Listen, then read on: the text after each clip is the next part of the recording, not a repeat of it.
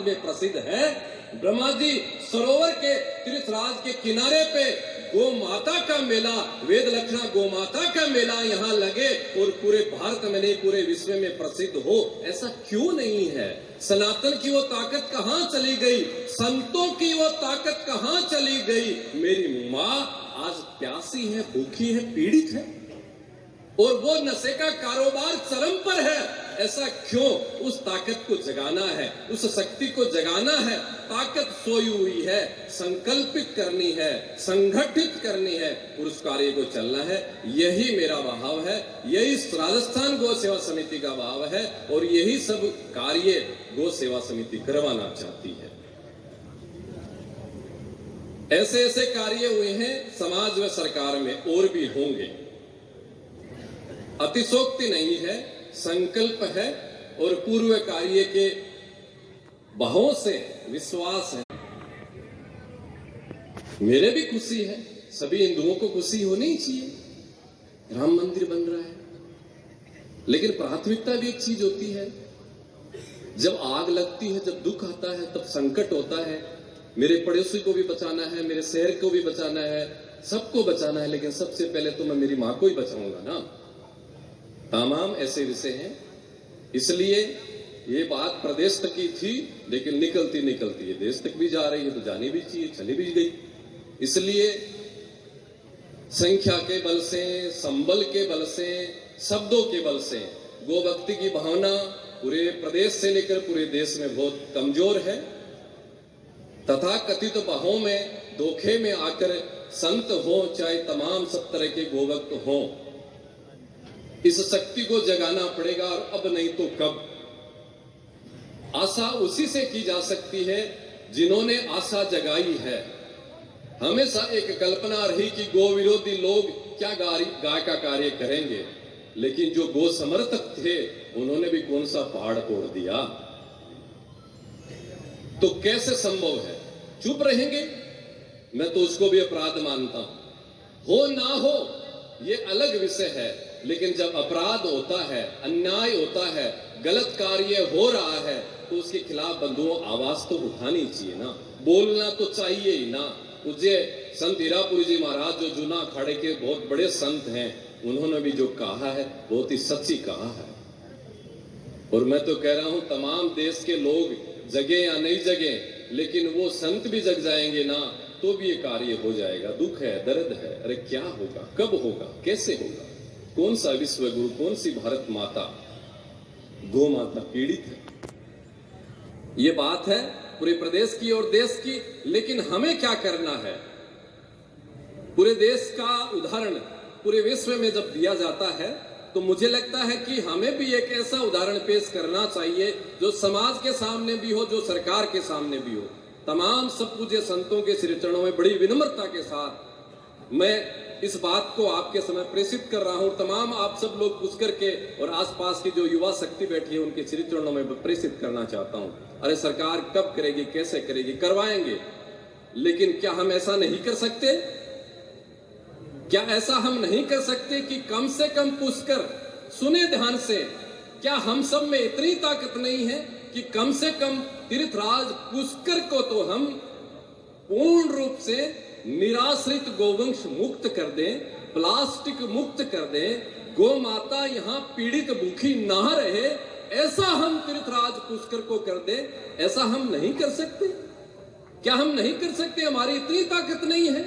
इतने संत यहाँ हैं, इतने आश्रम यहाँ हैं, ब्रह्मा जी खुद बैठे हैं, तीर्थराज सरोवर है, नशे का इतना बड़ा कारोबार हो सकता है। सनातन में क्या इतनी सी ताकत नहीं है कि छोटे से पुष्कर क्षेत्र को हम निराश्रित गोवंश मुक्त कर दे? इतनी नहीं है ताकत? कहां गई वो ताकत? आज वेद लक्षणा गो संदेश यात्रा का कार्यक्रम यहाँ पूज्य संतों के सानिध्य में हो रहा है, और ये प्रस्ताव अगर पारित हो जाता है और इस प्रस्ताव को प्रतिपादित कर हम जमीनी स्तर पर बहुत ही शीघ्र ही कुछ ही महीनों में लागू कर देते हैं, तो ये पूरे देश प्रदेश में आवाज जाएगी कि पुष्कर अगर निराश्रित गोवंश मुक्त हो सकता है, तो अजमेर जिला क्यों नहीं हो सकता? राजस्थान क्यों नहीं हो सकता? भारत क्यों नहीं हो सकता? इसलिए हम सबको यह कार्य करने की आवश्यकता है। पूज्य जगदीश गोपाल जी महाराज अभी कह रहे थे 50 बीघा किसी गौशाला के पास जमीन है तो वहां कितनी गौस रहनी चाहिए। दुख का विषय ही है, अजमेर हो चाहे तमाम ऐसे जिले हैं जहां गौशालाओं के पास हजारों एकड़ भूमि है, लेकिन वहां नंदियों के निवास के लिए, आवास के लिए असमर्थता व्यक्त की जाती है। ये सब भी घर की कचरे की सफाई भी हम सबको करनी है। चारे की भाव का विषय समता राम जी महाराज ने हम सबको बताया। प्रकाश दास जी के द्वारा भी जो एक भावना आई कि चारे के गोग्रास के जिस तरीके से भाव बढ़ रहे हैं, उस पे भी हम सबको कार्य करने की आवश्यकता है। हम गोमाता के आशीर्वाद से और संकल्प से आश्वस्त हैं, करना चाहता हूं ऐसा नहीं है, हम आश्वस्त हैं। सरकारी स्तर पर जो भी कुछ कार्य करवाना है वो होगा। पिछले 22 में अप्रैल मई जून में अचानक जिस तरीके से चारे के भाव बढ़े थे, कहां 4 से 5 रुपए किलो थे और 15 रुपए किलो तक चले गए, उस समय मात्र 28 दिन के प्रकाश दास जी, पूज्य प्रकाश दास जी उस सारे मूवमेंट के प्रत्यक्षदर्शी हैं। मात्र 28 दिन में उस समय 6 महीने का अनुदान मिलता था। लेकिन जब चारे के भाव बढ़े तो तमाम सब संतों के आशीर्वाद से संकल्प लिया गया कि या तो चारे के भाव कम हो, अन्यथा ये 6 महीने का अनुदान जो है ये बढ़ करके 9 महीने हो। और उस संकल्प को प्रतिपादित करने के लिए मात्र 28 दिन में मूवमेंट चला और अजमेर में पूज्य पद्मनाभ महाराज जी, राजेंद्र दास जी महाराज जी के सानिध्य में कार्यक्रम हुआ।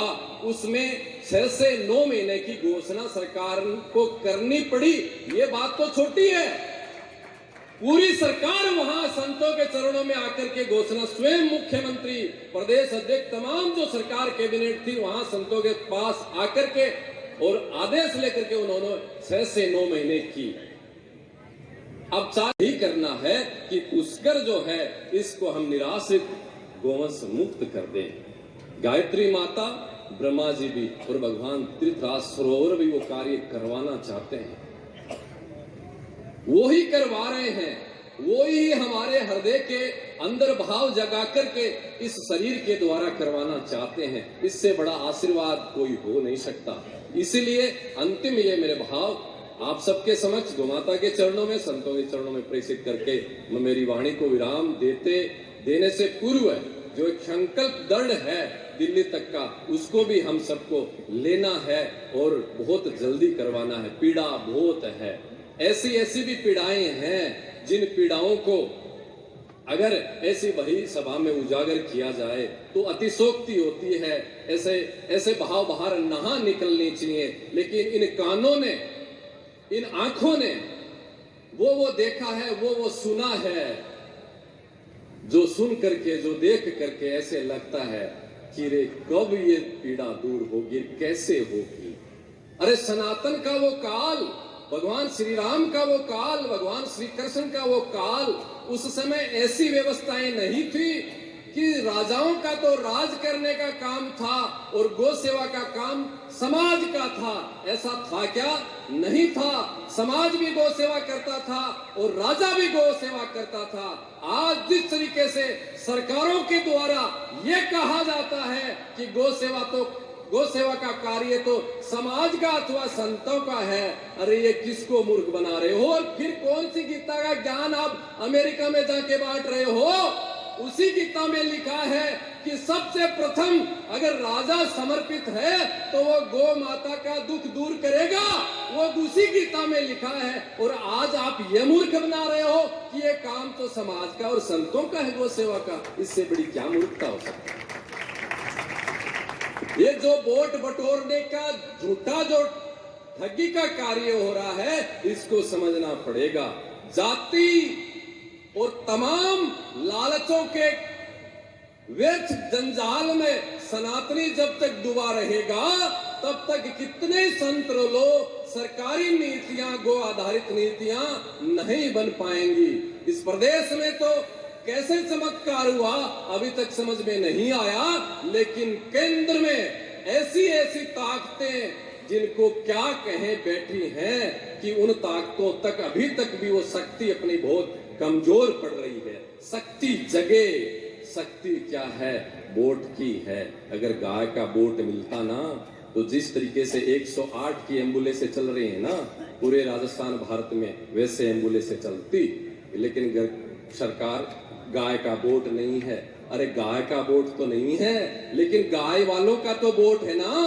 कम से कम गाय वालों तो समझो, आप अपनी वोट की ताकत क्यों नाली में, क्यों आरक्षण में, क्यों नौकरी में, क्यों रोजगार में, क्यों महंगाई में खो रहे हो? अगर गाय नहीं है तो काय का रोजगार, किसको नौकरी दोगे, किसको आप नाली बना करके क्या करोगे? हम सब के लिए। और मुझे लगता है कि अगर संत शक्ति पूरी मिलकर के सनातन के लोग ये घोषणा कर दें कि इस देश में कुछ नहीं चाहिए तो निराश्रित गोवंश मुक्त चाहिए, और जिस दिन गौ माता को पूर्ण रूप से आश्रय मिल जाएगा तो रोजगार के भंडार भरे रहेंगे, और मैं कहता हूं अपराध का नामो निशान नहीं रहेगा, अपराध को नामो निशान नहीं रहेगा। लेकिन सरकारें समझे, इससे पहले हम सबको भी समझने की आवश्यकता है। बात बहुत दूर तक चली गई, इतना नहीं बोलना चाहिए था, लेकिन अब पता नहीं ऐसी ऐसी बातें निकलती हैं। अब मैं अपने आप को इतना रोक रहा हूं, अभी फिर भी नहीं रोक पा रहा हूं। अभी मुझे पथमेड़ा महाराज जी के सानिध्य में जब अहमदाबाद में जो सालिग्राम तुलसी विवाह का बहुत बड़ा कार्यक्रम हुआ था, उस कार्यक्रम में ऐसी स्थितियां भी हमारे सामने सरकारों के द्वारा, और वो भी केंद्र की सरकारों के द्वारा आई थी। उस बात को अगर मैं बार बार याद करता हूं, सोचता हूं, तो मुझे बड़ा दुख होता है, बड़ा दर्द होता है, और मेरी आंखों में आंसू आते हैं कि ऐसी ऐसी भावना के लोग कब काम गौ सेवा के कर पाएंगे। ऐसी उन लोगों से इन कानूनें सुनी है, लेकिन अब मैं क्या बताऊं, कुछ बता नहीं सकता। इसलिए कोई बसती है बात तो संतों के आशीर्वाद पर, गौ माता के आशीर्वाद पर ही बसती है। तमाम सब संत मिलकर के इस कार्य को करा सकते हैं। हमारे राजस्थान गौ सेवा समिति के आज